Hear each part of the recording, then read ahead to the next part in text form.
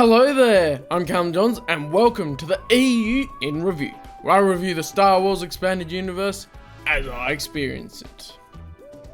And this time I'm going to finish up my Dawn of the Jedi reviews with Dawn of the Jedi Force War, which was released in 2013. It's written by John Ostrander and Jan DeSima, and Jan DeSima also did the pencils for the art. So, first of all, the plot. What do I think of the plot? I think it was really cool. I really enjoyed the plot, although it was odd that this isn't really a spoiler, but there's a time jump from Prisoner of Bogan to this comic, and I feel that it was more out of necessity than an actual choice. Like, they did it because the run was ending, like they had their last Dawn of the Jedi stuff coming out, and they did it well. They did execute that well in how they're saying, like, oh, you can infer what happened in between. But I still think I would have loved to have more of the journey in between. That's the only thing I'd say that caught me off guard first, I'll say. Because there's always the opportunity to write those stories as well.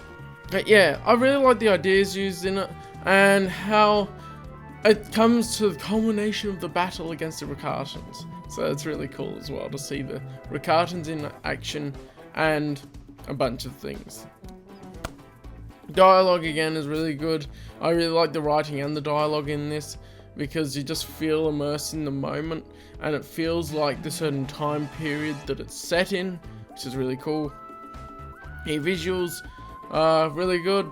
I think I mentioned in my Prisoner of Bogan review that actually in Force War is a panel where it shows Zesh's body, and you see more of the Aurebesh markings over his whole body, like on his back and all that. And very much it is Osk and not Zesh, but that's the way it goes. All of the others look good. I mean, there's some similarities between different characters of Jan DeSima's art between like Legacy and these comics, but not comparing the two at this point. I'm just reviewing this one, and I really like the visuals in the comic. And continuity. Okay, continuity is the one that I really like about this one, because in the battle against the Rakatans and the Jedi, which inevitably was going to happen based on what was told in the previous stories, so not really a spoiler there, they have Flesh Raiders. And so what I found really cool with the continuity was that they had Flesh Raiders that were still on Tython and became the Flesh Raiders that we see in Star Wars The Old Republic MMO, which is really cool. I really like that part. And all of the rest is just more information. Like, there's things about, like, there's a little bit of, I guess, the jump caused me to question some things. Like, Trill is like, wait, has she actually turned over a new leaf since it's been so long, or what's happened? But they do answer that throughout the story. And they wrap it up fairly well. For the end of the Dawn of the Jedi comic run that we have, this is a good ending for it, and I really like how we can go from this and me reading Golden Age of the Sith afterwards, and you can infer some things that happened based on what led into that gap, and then what came out of that gap in Golden Age of the Sith and the history they tell there. Really cool, and I don't see any issues or errors in the continuity either of this comic, other than maybe the art, but hey. Osk instead of Zesh, bit of a nitpick, bit of a gaff on the illustrator's side, I would say. This next section will get spoilery, as it does, because it's my notes as I read it, but also will go more into detail for those that want all the detail. Issue 1, it doesn't intro to surmise what happened in the gap between Prisoner of Bogan and when Force War starts off, and it has a battle against the Rakatans and all that, which is awesome. And it also says that the Flesh Raiders are mutated Rakatans that they basically use as infantry, which is quite interesting. And I didn't know that before. So neatly connects with SWTOR, and it's really cool how they put that in. And that's the reason the Rakatans are on Tython as well. Or the Flesh Raiders, not the Rakatans. The first page is drastically jumped from Prisoner of Bogan, as it has the narration of the summary from Jedi Master General Dagan Locke's journal, which is how they end up surmising it. Saying how there's a year time gap, so 1 year has passed, and all of the stuff with the war with the Rakatans, which is cool. It's really cool how it opens on Zesh ambushing Flesh Raiders. We get to see some action straight off the bat. Interestingly, has someone forgotten his life as a Force Hound, or so the narration says, and it does back this up later on. And Shay mounts her Rancor Dragon into battle, which is awesome to see. The final battle with all of the beasts as well, because there's some Force Hounds and everything riding beasts and all that as well, which is like, I love it. I love the whole fantasy type thing with this, which as a whole trilogy of the storylines is really cool as well. All the Jedi are working together, which is nice, rather than fighting in amongst themselves. There's Rakatan Annihilators too, which looks similar sort of idea to the spider droids in the prequels with the CIS. Different, of course, because they're Rakatan tech and different design. Trill is still with Seknos, and there must be a part in that time gap where a story is planned for her to ingratiate herself in the Jedi more. And at this point I was going, wait, she seems like she's turned around, but mate, she is just acting like that. And it's an interesting way that things come about there.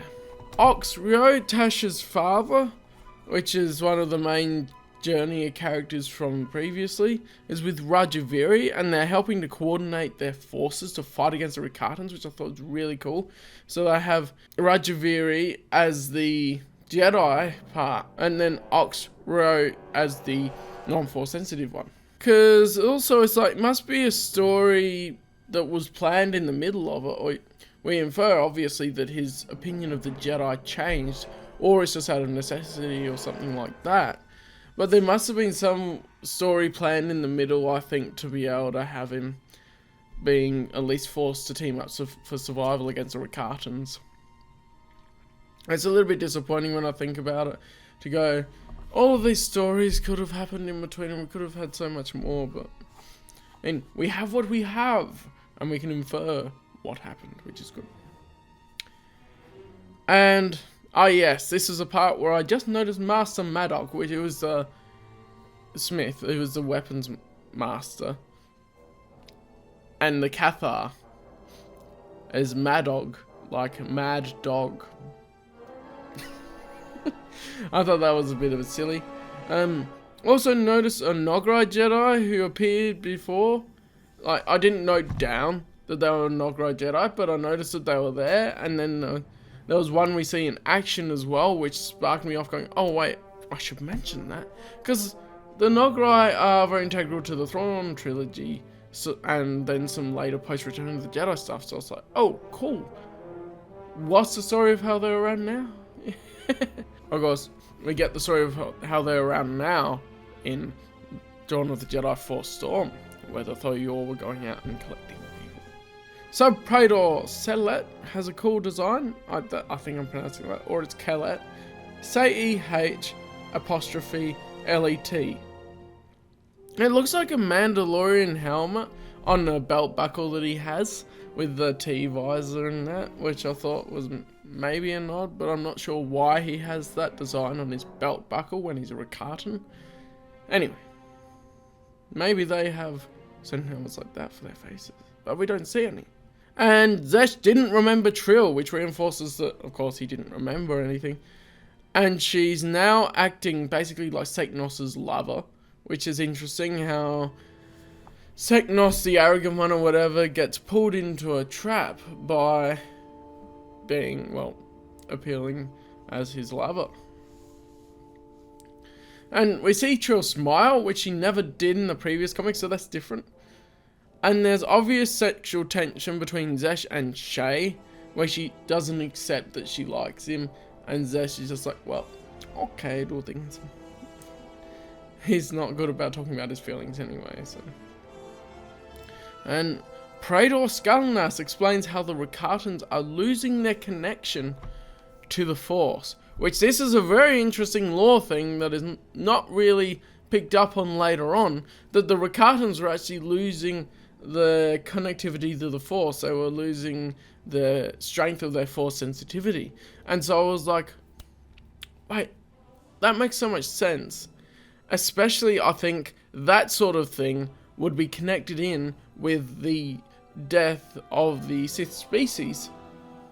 Because if the same things happen where the dark side manifests in one species so much, and then they start losing their connectivity to the Force, they're trying to do things to get it back, and then that is why the Sith changed, so that they were not all just a species, but the Sith code, and the Sith, how they became how they were, as we know them in the movies. It seems in the end they don't really know who Trill is, so they left a storyline, and part of this is discovering who Trill actually is, and they were clueless before, which was interesting.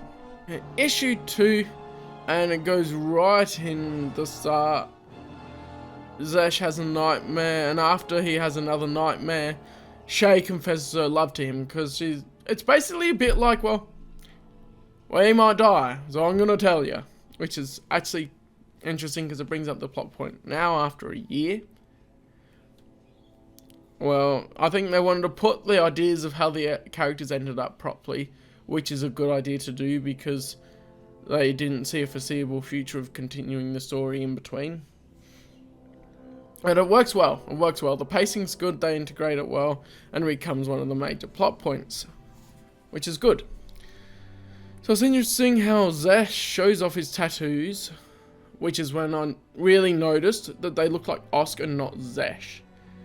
And I'll try and show a picture here if I remember to edit it in. And it says how they're to mark a Rickarton's property so they can be reclaimed and eaten should they die in battle. So the Rickartons do eat all the Force sensitives. And somehow they think that might give them more Force sensitivity. I don't get that part exactly. I mean, I get it, that they're bad guys and they're doing that. But I don't know why they think it will actually help them gain Force sensitivity by eating people. That wasn't ever really explained. He gave himself the name Dao. Well, it's T-A-U, so you can pronounce it Tao or Dao, depending on where you're from. Which is interesting that he did that. So it really sets him apart from other Force Hounds as well, since he sort of gave himself that name earlier on and then never told anyone. And then Zesh says that non-Force sensitives are just food. So it's really weird how they're like, okay, we're just going to eat people, which may also be connected to losing the Force sensitivity. You never know. Some of the clues come up.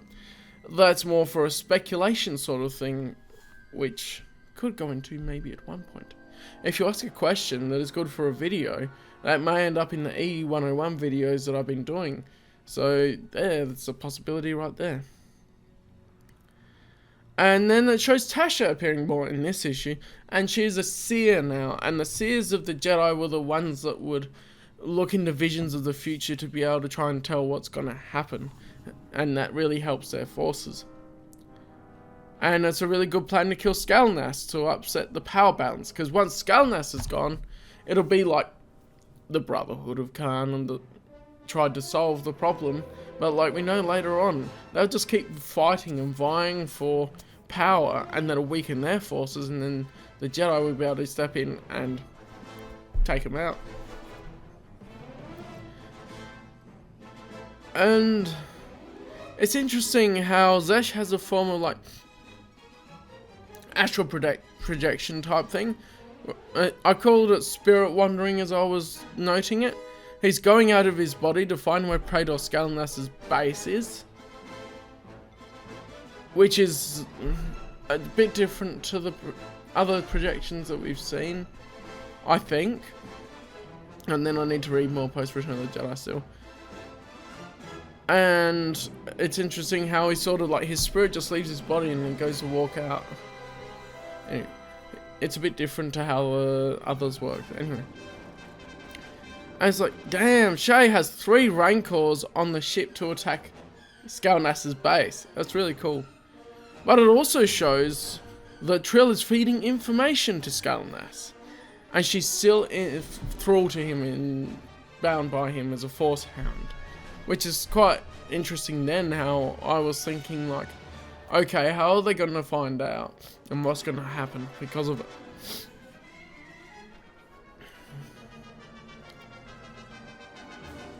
And it has more narration from Locke's journal, questioning the ethics of what they're doing, which is interesting because that has some character development.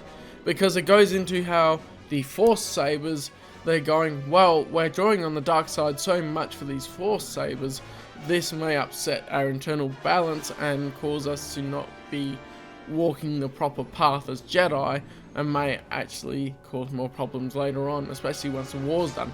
Which is really interesting because it's like, yes, that is absolutely a great topic to address in this time. Tasha says it's a trap, which of course is a classic line.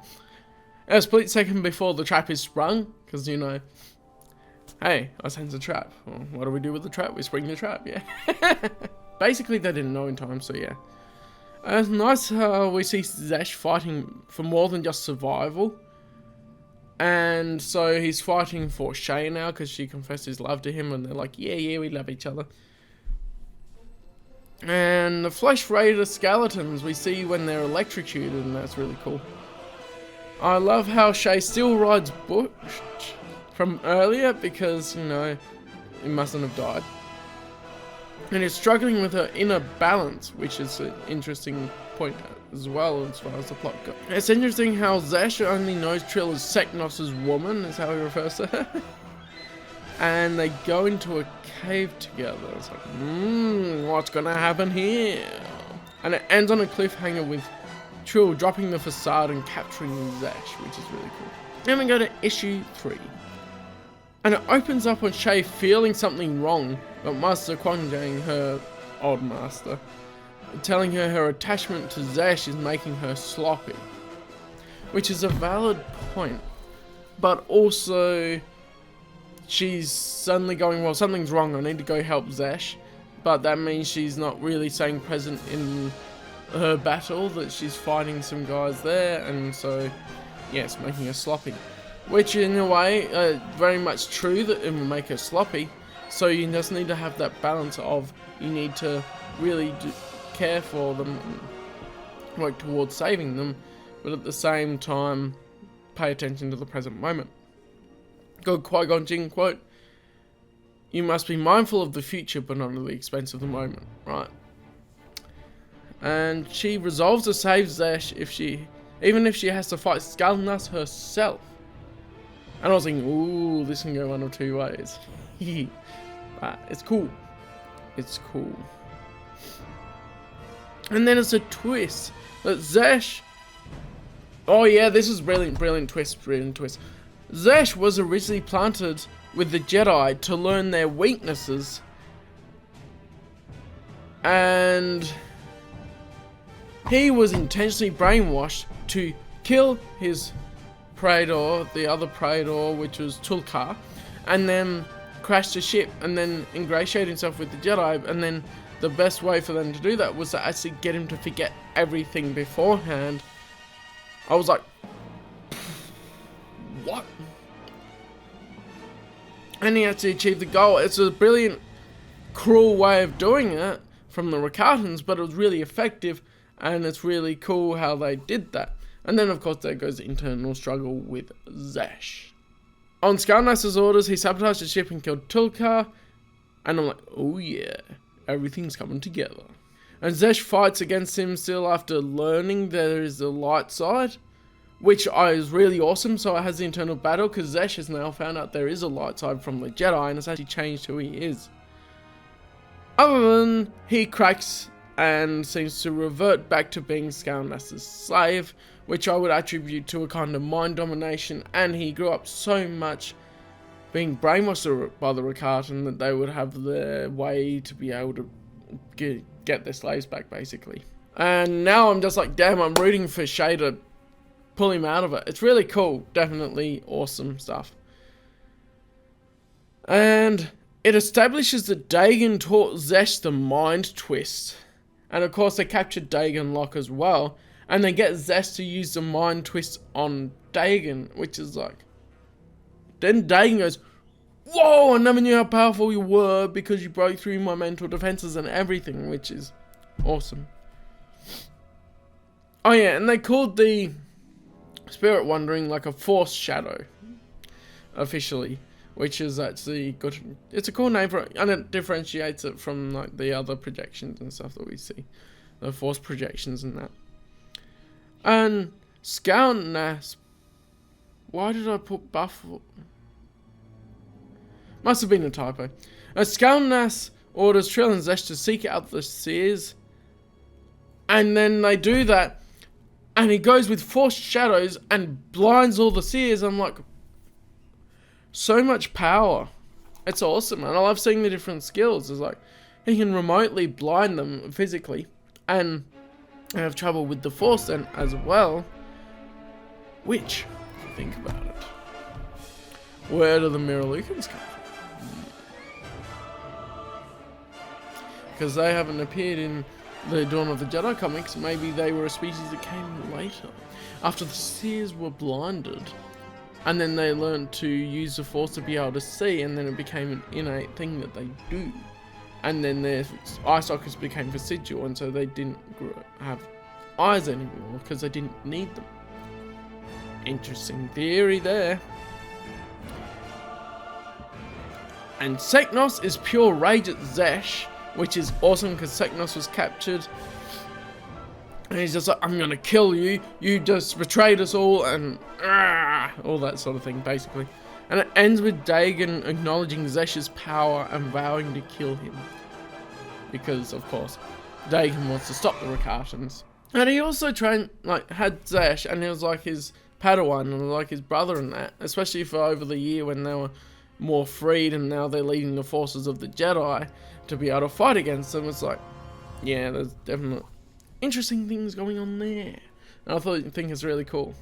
Issue 4 opens with the preparations on Tython for the Rakatan attack, because they're on other planets beforehand, and now they're moving forwards towards Tython. Shay sees that Tasha has a great heart that she never understood before, so like that inner strength. And that's a cool character growth or something, realization for, that's a cool realization for Shay, because then she goes, well, maybe strength isn't all in martial combat and that sort of thing. And we see communication between Trill and Skalnas more, because it's been revealed that Trill was planted in there as well. And it's like a hollow communicator, which is interesting, but it must obviously be Force-based because all the Rakatan tech is based on using the Force. And it's interesting how it goes that she's been sidelined in favor of Zesh. She's going to lead the attack on Anil Kash, and she's been sidelined, so basically she's been like, you've been put on the front lines and you're going to die there. Because Zesh is more powerful. Basically, that's how they looked at it. And I like how the narration references Yoda's quote about fear leading to the dark side, and it's a nice little callback, but also different, so that's nice to just see the connection there. And it's focused on Seknos getting angrier, so it's definitely steeped in the dark side. But of course, Seknos is one of those that is captured and put in the thing and tortured to fuel the Rakatan chips and the Rakatan technology, which is like, wow, I really love the idea of them doing that, but it's like, yep, that would really make you angry. And the deaths on Tython really cause the awesome Force storms and everything, so that's awesome. It's like an epic battle on one scale with all the forces fighting each other, but then every time someone dies, it adds to the imbalance on Tython and causes Force storms and everything, so you get this awesome environment surrounding it as well, which is really cool, and I love the art for it. And they released the beasts, and it's cool to see all the variations of creatures that the Rakatans use, as well as the Jedi use, because the Rakatans mainly just have some mounts for the Force Hounds, but then Master Quanjang and Shay Koda and everyone were experimenting with different animals and stuff on Tython, and it's awesome to see them all. Zesh and Skalnas have some older style jetpacks, which are cool, as Skalnas reveals the trick to get past the barrier to the Infinity Gate, is to hold the symbol of the Thoyor in your mind, the symbol that's been on the temples that looks a bit like the symbol for the Empire. Because Scaleness, for context of why they have jetpacks and things in this Infinity Gate, is that Scaleness is taking Zesh to go to that Infinity Gate that the holocron that the choir maid mentioned, that is how they transport across different parts. And the last Infinity Gate on Tython is the one that will allow them to travel anywhere and be able to take over anywhere. To rule the universe. And I'm like, damn! Seknos got so angry that he broke the containment unit that he was in. And this reminds me a bit of like Darth Vader at the end of Revenge of the Sith, was when he's coming out and he's so angry that he's bending all the medical equipment around him. And that's like Seknos going, boom, it's broken. I got so angry and I'm gonna kill that dude. And then it's really cool because the surrounding guards have force pikes, which the freed slaves grab, as well as Seknos. And that's a bit like force sabers in the way that there's lightsaber pikes, but you know, the older technology that you have to use the dark side. And he frees the slaves, and so they go after the Rakatans, basically. But I kind of want some of the slaves to not know how to use the force pikes because they've been captured for so long, and to chop a limb off or something would be a funny little gag. And I guess they wanted to spend their time to tell the actual story, but I thought it was a funny thing that could have happened. Because of course you need to know how to use the weapons to be able to use them proficiently and not hurt yourself. It's interesting how Tasha and Master Turs access the holocron, and the choir in the holocron mentions that Tython is awakening. Which is interesting because it's like it's something set from the beginning, from when the Thoyor took them there, and now the Rakans have come. It's triggered more because the original intention of the Thoyor being there was also as a defense against the Rakatans. It's really cool.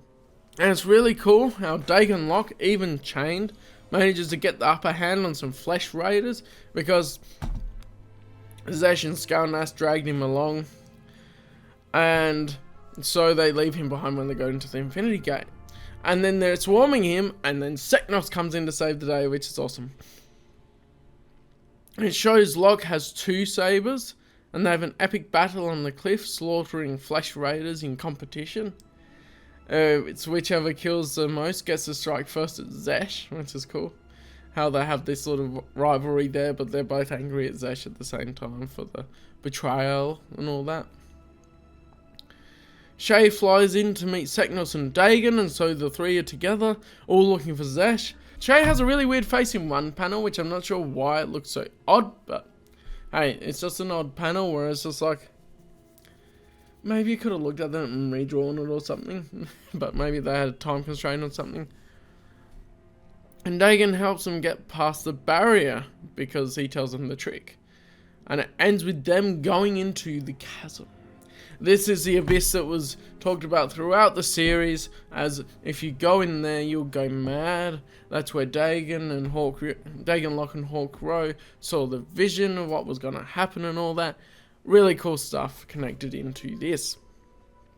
And then Issue 5 goes to Zesh's point of view, and the Infinity Gate looks a lot like a pool of acid with dead skeletons in it.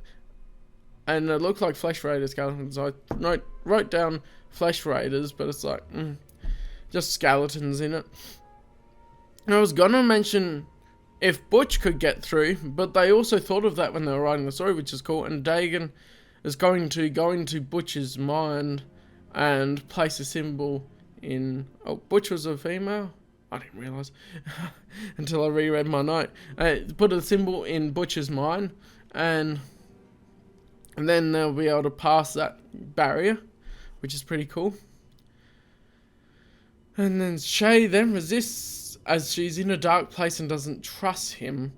And then he sees her being darker and decides to encourage it, which I don't know if Dagon should be doing that, but hey.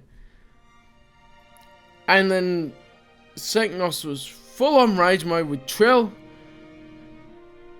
And then he was pulled back at the last second from killing her, because Trilla's obviously going along her own way and going to try and fight them as well. Now this is before they've gone into the barrier. And then they go down to the barrier. I mean, yeah, Trill's there just to try and fight them. Bloomin' memory. Sometimes, anyway. Trill was there with Zesh and Skalnas, and so Seknos was full on rage with her, which is really cool to see. Really angry. He's a Sith species as well, so it's actually interesting. And Locke fights Skalnas as Shay fights Zesh, and of course Shay is trying to redeem him to try and bring him back and all that. Very similar to how Luke is fighting Vader, trying to bring him back and all that. That's an awesome final battle, because there's all the stuff going on around them, and then it's all around the Infinity Gate, and them fighting, and it's really cool. And Dagon tried to get into Skalnas' mind, because that's his sort of thing, and it backfired on him, as Skalnas is so twisted and evil that it overwhelmed Dagon Locke. And then Skalnas appears to kill him, like he stabs him through the torso. And then the Infinity Gate opened. Once it's opened, it actually looks pretty cool. It looks properly like a gate rather than some acid pool, which is cool because he manages to activate it a bit. And then it reveals that Tasha Rio has to sacrifice herself to activate the failsafe mechanism for the Thoyor to stop the Rakatans, which is like, it's all escalating, all the stakes are raising a bit high, like one of the characters has to do a great sacrifice to save it, which is a bit, you know, of a regular trope in stories, but it's really cool when you read it to go, well, everything's just escalating, isn't it? And Zesh was just coming around when Skalnas sealed the deal by electrocuting Shay. And it's like, oh no, you're just trying to get through to Zesh. And it plays with your emotions a bit as you're reading it, because you're like, we want Zesh to be redeemed. Well, I did when I was reading it. And then he does that. I love what Shay says, though, in that part. You can read it to find out. And the Thoyor creates a great beam that destroys the Infinity Gate as Zesh claims who he is. And after seeing Shay suffer, it's very much like Vader and Luke. When he sees Shay suffering like Vader saw Luke suffering, he goes around. Which is actually really cool, because it's like, you think he's going to slip back first? At first you think he's going to slip back. And he kills Skalnas. And finally you're like, yes, he's redeemed, he killed Skalnas. Everything will work out and the Infinity Gate is destroyed. And Dagon was still alive from the saber wound, and all three escaped from the chasm with, of course, Butch the Rancor Dragon helping him out to get out. And what's interesting is then the whole battle wraps up once Skalnas is dead. They drive back the Rakatan forces and all that. Some Flesh Raiders are remaining on Tython, which is a really cool continuity thing, which is leading into SWTOR when you go on Tython and they're still having trouble with the Flesh Raiders. It's really cool. And it's really interesting how the perception of the Flesh Raiders changed as well with that. What's interesting near the end is Dagon doesn't want to forsake the Force Sabers, although it skews the balance to the dark side, and he wants people to follow him, creating a divide in the Jedi. He mentions the Flesh Raiders still on Tython, that he won't rest until they're dead, and that's one of the reasons why he's keeping the Force Saber. But then also we see this in the formation of the Dark Jedi, which I believe Dagon Locke is leading them towards. That split between the Jedi and the Dark Jedi, and then the Dark Jedi would obviously have some battle after this that would then lead them to go to Korriban, find the Sith species, and then start the next evolution. Well, it will be the beginning of the Sith, basically. The freed slaves that only know darkness were all sent to Bogan, which is a bit like, that doesn't really help anyone, just sending them away and not trying to rehab them or anything. Because apparently some of the Force-sensitive slaves or Rakatans and whatever were only tortured and only knew the darkness because they were raised by Rakatans and all that. And yeah, I noted here, the previous arc on Prisoner of Bogan, it clearly shows that does not work. It's like, come on, you need to teach them the light side like Zesh was taught. And it is a beautiful ending with Zesh, who's now Tao, walking with Shay into the double moons and whatever, and going out to journey and have some time with both of them together, which is really cool. And I love how this ends because it leaves a possibility, like the ending is like they're walking off to the next adventure and there's more going to happen, which we can infer what happened based on this, and then Golden Age of the Sith is the next comic after this. But it's like, damn, I really wish I would have got the stories. But oh, it is what it is. But yeah, so I really enjoy these. Let me know what you think of Dawn of the Jedi Force War, and what you think of all of the Dawn of the Jedi comics. I'm really keen to talk to people about them in depth, because I mean, it's a minor nitpick, but people just comment, I read Dawn of the Jedi, it was really good. It's like, yes, it is. But then what I'd like to get into is some of the nitty gritty of the next bits, and I'd love to hear your speculation on what may have happened to everyone as well. Like I mentioned a couple of things like Dagon Lock forming the Dark Jedi. That's what led to that whole schism, and then the battle between those two sides. Going Dark Jedi go to Korriban. As we see there, that's a fairly good inference, I think. And it's a good theory based on the evidence that we have. But some details would have been if the story was written. And what would be... This shows sort of summarizes the origin of the Jedi, but it doesn't go into detail of it. And then we could also get stories of the Qua and the Rakatans and all that beforehand. So it'd be really interesting if we ever get some more stories around there, which is unlikely now, but we can also infer some information based on future material. Well, chronologically future material. That's cool. This has been my first story arc that I read chronologically for Dark Horse as part of my reviews. Now, I've read some stuff before, just what I've got my hands on as hard copies, so it's a bit different. It's really cool. I'm really loving it. And next time will be Tales of the Jedi, Golden Age of the Sith. So hang on for that. You can subscribe and get the notifications so that you know when I upload it and it goes up. And yeah, I'll see you there. Hope you have a good day, night, whatever it is for you. And I'll see you in the next video. Eerie!